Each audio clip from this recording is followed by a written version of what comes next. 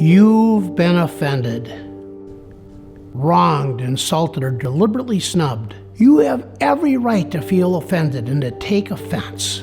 Now let's up the ante. Suppose you've been wronged by a parent, a boss, or a pastor, someone who clearly has authority over you. You rightfully feel deeply hurt, disappointed, or angry.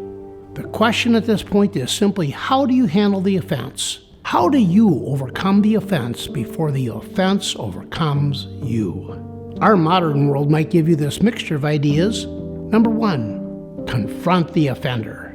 Number 2, write a letter or send an email to put the facts on the table.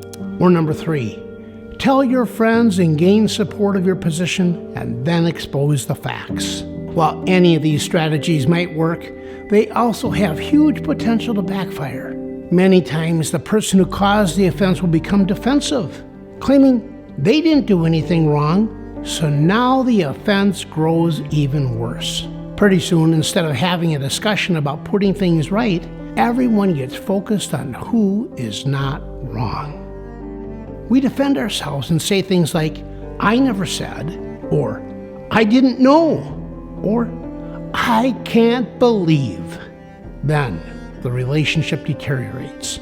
Instead of being in a right relationship and focusing on who is right, we focus on knowing our rights and pointing the finger at who is wrong. Offense often lingers for lifetimes and can end in divorce, broken relationships, and lost friendships. So what if there was a better choice? Let's consider an alternative inside the story of David and Saul.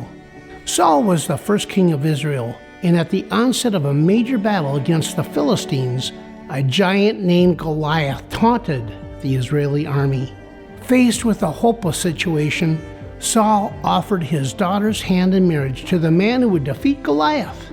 A teenage shepherd boy named David killed Goliath with a slingshot and became a hero, a favorite son-in-law to the king, and later a famous general in Saul's army.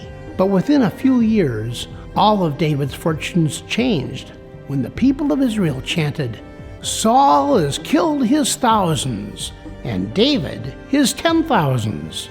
King Saul became enraged with jealousy, took David's wife from him, and chased David through the barren wilderness. We see that David repeatedly put his life on the line for Saul, and then Saul got so angry that he literally tried to hunt David down and kill him. Talk about reasons for David to take offense. Amazingly, under 2 separate occasions, David had opportunities to kill Saul, end the chase, and become the next king of Israel. But David refused to kill God's anointed king. Even though David spent 14 years hiding in caves and living on the run, he simply refused to take offense. What an amazing choice. Later, when David heard that King Saul had been killed in a fierce battle with the Philistines, you can only imagine what David did. He cried out of grief. He actually cried for the man who had tried to kill him. 1,000 years later, as Jesus was being crucified, he too cried out, saying, "Forgive them, Father, for they don't know what they're doing." Incredibly, not only did Jesus forgive, but in the midst of his misery, Jesus actually prayed for the people who had put him on the cross. Both David and Jesus refused to take offense. Perhaps this is one reason that God called David a man after his own heart. What examples that God has given us to follow. And when we do, guess what happens? We, like David, we, like Jesus, are the winners. We win because we get to live in peace. We win because we get to sleep better. We win because we get to say goodbye to angst, entitlement, and icky thoughts that weigh us down. Yes, we win. God knows us so well and wants us to win.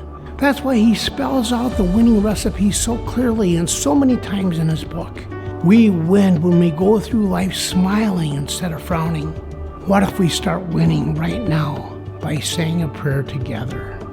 Dear Jesus, I've been hurt, and you know what I'm feeling.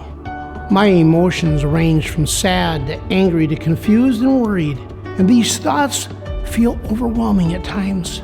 Thank you, Jesus, for understanding me and for forgiving me for all the times that I myself have fallen short. Jesus, in the power of your mighty name, I ask you to forgive the people who have offended me. I also ask you to help me to forgive them the same way that you have forgiven me.